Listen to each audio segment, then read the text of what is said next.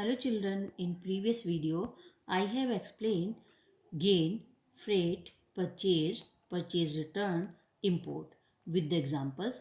Today I will explain other basic terms like sale, sale return, export, voucher, discount, trade discount and cash discount. So let's continue our topic. First is sale. This term is use for the sale of goods. Sale का मतलब आप सभी बच्चे जानते हैं कि cell का मतलब है हमने किसी को सामान बेचा, सोल्ड किया. Deal by the enterprise.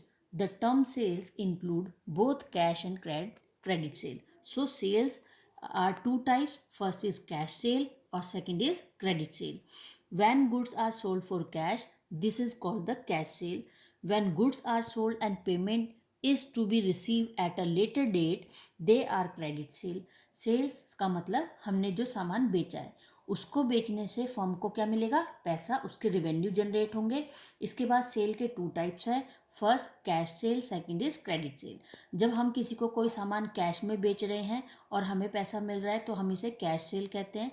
लेकिन हमने किसी को कोई सामान बेचा हुआ है और उसके पैसे हमें कुछ टाइम के बाद मिलेंगे तो वो हमारी क्रेडिट सेल होती है. इसी तरह से क्रेडिट सेल भी है और कैश सेल है. इसके बाद sales use for the sale of good, जो भी बेचने से हमें पैसा मिल रहा है या फर्म को जो पैसा मिल रहा है वो उसकी सेल है. Next is sales return and return inward. Sales return को हम रिटर्न इनवर्ड भी कहते हैं. जैसे लास्ट वीडियो में हमने पढ़ा था कि परचेज का मतलब है किसी सामान को खरीदना. खरीदारी भी इसी तरह से होती है कि कैश पेमेंट हमने की है या हमने क्रेडिट वहाँ पर किया है. कि हमने सपोज एक दुकानदार से कोई एक कपड़े खरीदे तो हमने उसको कैश में पेमेंट कर दी तो ये हमारी कैश पेमेंट है, कैश परचेजिंग है. लेकिन हमने वहाँ पर कुछ टाइम के लिए ड्यू कर दिया अपनी अमाउंट को तो वो हमारी क्रेडिट परचेजिंग है. उसके बाद जब हमने कोई सामान खरीदा, खरीदने के बाद हमने पढ़ा था कि परचेज रिटर्न का मतलब कि when the goods has defective, कि जब गुड्स में कोई डिफेक्ट है उसके रीज़न की वजह से हम उस सामान को जब वापस करते हैं, this is called the purchase return. इसी तरह से सेल के साथ यहाँ पर ऐड है सेल रिटर्न, कि जब हमने कोई सामान बेचा और वहाँ भी उस कस्टमर को कोई डिफेक्ट मिल गया या कोई रीज़न है उसके पास कि सामान अच्छा नहीं है या क्वालिटी अच्छी नहीं है या कोई भी किसी भी तरह का रीज़न क्रिएट हो रहा है, तो जब वो हमें सामान वापस दे देगा तो इसका मतलब वो सेल रिटर्न होगी या फिर हम उसको रिटर्न इनवर्ड भी कह सकते हैं. It means goods sold return by the purchaser, कि जो भी किसी परचेजर ने हमसे सामान खरीदा था और विद रीज़न अब वो हमें सामान वापस कर रहा है, this is called sales return. Next term is voucher. Voucher अभी मैं आपको जो नेक्स्ट वीडियो हमारी होगी, नेक्स्ट वीडियो में मैं आप लोगों को वाउचर दिखाऊंगी कि किस तरह से वाउचर को हम प्रिपेयर करते हैं. ठीक है, एक हमारा वो एविडेंस है. It is an evidence of a business transaction. उसके ऊपर हमारे डेबिट और क्रेडिट की जो भी ट्रांजेक्शन होती है उसको हम रिटर्न नोट में ट्रांजेक्ट करते हैं, जिसे हम वाउचर कहते हैं. Examples of voucher are cash memo, invoice और बिल, रिसिप्ट, डेबिट और credit notes etcetera. Example of voucher की वाउचर के ये सब क्या है, टाइप्स हैं. जहाँ पर कैश मेमो, कि अगर हमने कोई कैश में पेमेंट सेल किया है या परचेज किया है तो उसके लिए कैश वाउचर बनता है. इनवॉइस और बिल, कि जो पेमेंट्स हमारी लेटर ऑन होती है, बाद के लिए है, वहाँ पर इनवॉइस बनता है, बिल्स बनते हैं.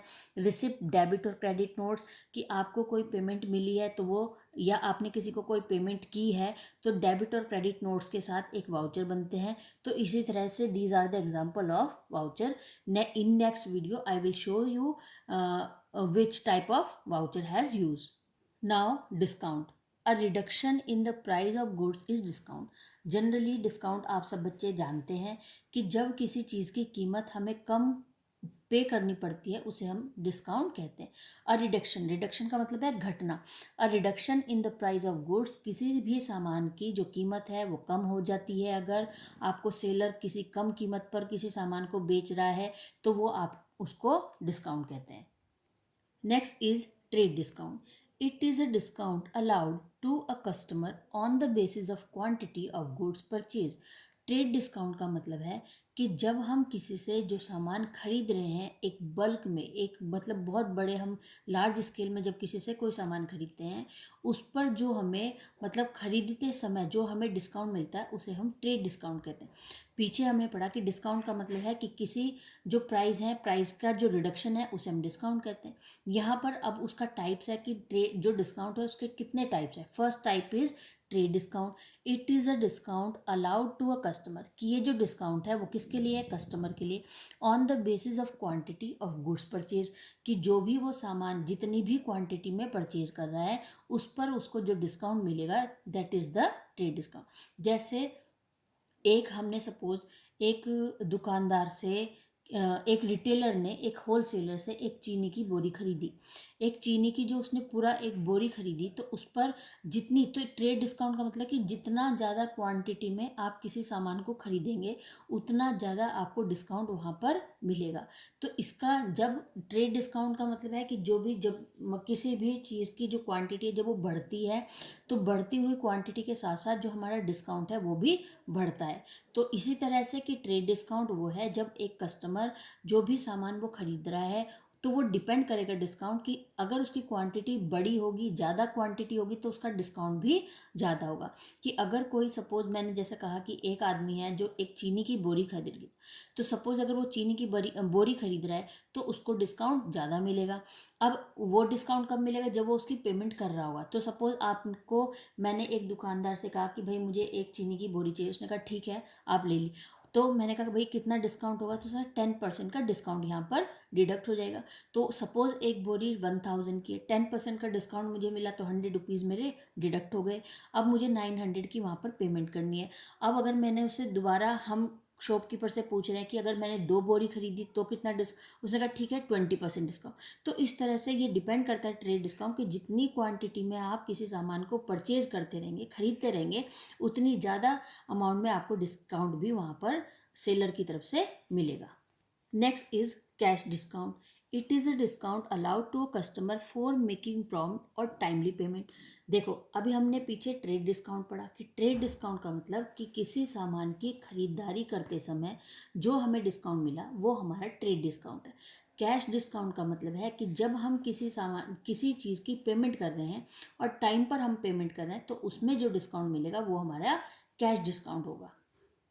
Next is account.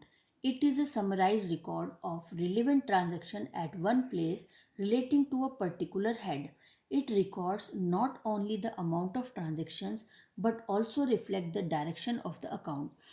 Account का मतलब है कि जो भी हमने रिकॉर्ड की है अपनी सभी ट्रांजेक्शन्स को किसी एक पर्टिकुलर प्लेस में, कि सपोज सबसे पहले जहाँ ये जैसे हमने यहाँ पर पढ़ा वाउचर, कि जब भी हम अपना रिकॉर्ड मेंटेन करते हैं अपने ट्रांजेक्शन का, तो first we have prepare voucher, second we will prepare ledger, and third is particular account like trading account, profit loss account, balance sheet. तो इस तरह से अकाउंट का मतलब है कि जो भी हम समराइज एक डिटेल में जो रिकॉर्ड हम मेंटेन कर रहे हैं, जो भी डिटेल की जा रही है हमारे रिटर्न नोटिस में, उसे हम अकाउंट कहते हैं। Relevant transaction at one place, वो सभी रिकॉर्ड हमारे किसके लिए हैं, हमारी ट्रांजेक्शन्स के लिए। किस तरह की ट्रांजेक्शन के लिए, कि जो हमारी कैश में ट्रांजेक्शन हो रही है, हमारी बैंक में ट्रांजेक्शन हो रही है, हमारी डिस्काउंट में ट्रांजेक्शन हो रही है, तो उन सभी चीज़ों को हम मैनुअली जो है वो रिकॉर्ड कर रहे हैं। Relating to a particular head, अब वहाँ पर रिलेटिंग टू पर्टिकुलर हेड का मतलब है, जैसे हमने अभी वाउचर के टाइप पढ़े कि कैश मेमो भी है, उसके बाद डेबिट और क्रेडिट नोट्स के साथ भी है। तो इस तरह से यहाँ पर अकाउंट भी डिपेंड करते हैं कि अकाउंट में आप किस ट्रांजेक्शन को किसके साथ और किस प्लेस पर आप उसको रिकॉर्ड करें। तो जैसे लेज़र मैंने बताया था आपको कि लेज़र का मतलब है कि जहाँ पर हम सभी को सेपरेट कर देते हैं, कि अगर हमारे पास सबसे पहले हम जनरल एंट्री प्रिपेयर करते हैं, तो जनरल एंट्री में हमने नॉर्मली सबकी ट्रांजेक्शन को रिकॉर्ड किया, लेकिन अब हम इन्हें आफ्टर सम टाइम क्या करेंगे, रिप्लेस कर देंगे। तो रिप्लेस जब हम यहाँ पर करेंगे तो उनसे क्या होगा कि सबकी ट्रांजेक्शन को उनके पर्टिकुलर नोटिस के साथ, पर्टिकुलर एक अकाउंट के साथ हम उनको ट्रांसफ़र करेंगे, जिसे हम लेज़र कहते हैं। तो वहाँ पर जाकर के कैश का अकाउंट अलग हो जाएगा, बैंक अलग हो जाएगा, उसके बाद मोहन, सोहन, रोहन, ये हमारी कैश ट्रांजेक्शन, हमारी बैंक ट्रांजेक्शन, तो परचेज ट्रांजेक्शन, सेल ट्रांजेक्शन, तो ये सब हमारे क्या है, सेपरेट अकाउंट बनने शुरू हो जाएंगे, जिसे हम लेज़र कहते हैं। It record on not only the amount of transaction. अब ये कह रहा है कि हम यहाँ पर केवल वही ट्रांजेक्शन यूज़ नहीं करते हैं जो हमारी अमाउंट में हो रही है, पैसे में हो रही है, but also reflect the direction of the account. हम कैश भी कर रहे हैं, क्रेडिट भी कर रहे हैं, डिस्काउंट भी कर रहे हैं, बहुत सारी ट्रांजेक्शन हम कर रहे हैं मेंशन। इसके बाद डायरेक्शन ऑफ द अकाउंट, और जो हमारा ये रिकॉर्ड है मैनुअल जो समराइज कर रहे हैं हम रिकॉर्ड को, उससे हमें अपने अकाउंट की डायरेक्शन के बारे में, उसके जो पोजिशनल है उसकी, जो हमारा एक फ्यूचर वहाँ पर एक पोजीशन जो बनने वाली है, या जो हमारे फाइनेंशियल पोजीशन हमें शो होगी आफ्टर सम टाइम, जब हम अपने अकाउंट्स को एक तरह से प्रिपेयर कर चुके होंगे 31 मार्च को, तो वहाँ पर हमारे सभी अकाउंट हमें शो करेंगे कि हम किस कैटेगरी पर स्टेबल हैं या हमारी फाइनेंशियल पोजीशन क्या है। Books of accounts, they are the records of the financial transaction of a business। जो भी हमारे अकाउंट्स है उन्हें हम रिकॉर्ड करते हैं फाइनेंशियल ट्रांजेक्शन ऑफ बिजनेस, अपने बिजनेस के फाइनेंशियल ट्रांजेक्शन के लिए। इट मीन्स जनरल, सबसे पहले हम जनरल प्रिपेयर करते हैं। सब्सिडरी बुक्स को ही बोलते हैं हम, जो हमारी अदर हेल्पिंग बुक्स होती है। And ledger, in which transaction are recorded. After that, we will prepare final accounts like trading account, profit loss account, trial balance, cash book, and balance sheet. Next is entry. A transaction and event when recorded in the books of account is known as an entry. Entry का मतलब है कि किसी चीज़ का हमने क्या कर दिया, एंटर्ड कर दिया। जब हम अपनी ट्रांजेक्शन्स को किसी प्रॉपर बुक में रिकॉर्ड कर देंगे तो वो हमारी एंट्री कहलाएगी। Debit. An account has two parts, debit and credit. Debit means what comes in, जो हमारे पास आ रहा है, that is called the debit. What comes out, जो बाहर जा रहा है, that is called the credit. तो हमारी जो बेसिक टर्म्स है अकाउंट की वो यही दो है। डेबिट का मतलब जो हमारे पास सिंबल है इसका प्लस, कि जो भी हमारे पास आ रहा है, व्हाट कम्स इन, जो आ रहा है वो डेबिट है, व्हाट गोज आउट, जो बाहर जा रहा है वो क्रेडिट है। शॉर्ट में इसको डेबिट को लिखेंगे DR, क्रेडिट को लिखेंगे CR। An account has two parts, account के टू पार्ट्स हैं, debit and credit. The left side is the debit side. हमेशा जब भी आप हम इसको ऐसे भी याद रख सकते हैं कि जो हमारा लेफ्ट हैंड साइड है वो हमारा डेबिट है, और जो हमारा राइट हैंड साइड है वो हमारा क्रेडिट है। ठीक है, the left side is the debit side, right side is the credit side. कि लेफ्ट साइड में जो कुछ भी आएगा वो हमारा डेबिट होगा, राइट साइड में जो कुछ भी हमारा जा रहा है, जो हम यूज़ कर रहे हैं, बाहर जा रहा है, वो हमारा क्रेडिट है। If an account is to be debited, अगर अकाउंट को डेबिटेड करेंगे, then the entry is posted to the debit side of the account, तो वहाँ पर जो एंट्री है वो हमारी डेबिट में होती चली जाएंगी। In such an event it is said that account is debited. तो यहाँ पर जब हम डेबिट में कुछ लिखेंगे, एंट्री अपनी मेंशन करेंगे, तो वो सारी हमारी जो ट्रांजेक्शन्स है वो डेबिट होंगी, और हमें शो करेगी कि हमारे पास सामान आ रहा है, या एसेट्स आ रही है, या कैश आ रहा है, या बैंक चेक आ रहा है। तो ये हमारी जो डेबिट है वो हमारी इस ट्रांजेक्शन को शो करती है कि क्या हमारे पास आ रहा है। व्हाट कम्स इन, जो आ रहा है फर्म के अंदर, जो आपके पास आ रहा है, उसे हम डेबिट कहते हैं। Next is credit, in short form CR. Credit is the right side of an account. If an account is to be credited, जिस अकाउंट में credited होता है, then the entry is posted to the credit side of the account. In such an event, it is said that the account is credited. जहाँ पर सभी entry credit हो रही हैं, वो अकाउंट आपका शो कर रहा है कि ये credited है। Children, you all are doing your homework in proper way. I am very glad to say that most of you are doing and submitting your homework. So take care and goodbye.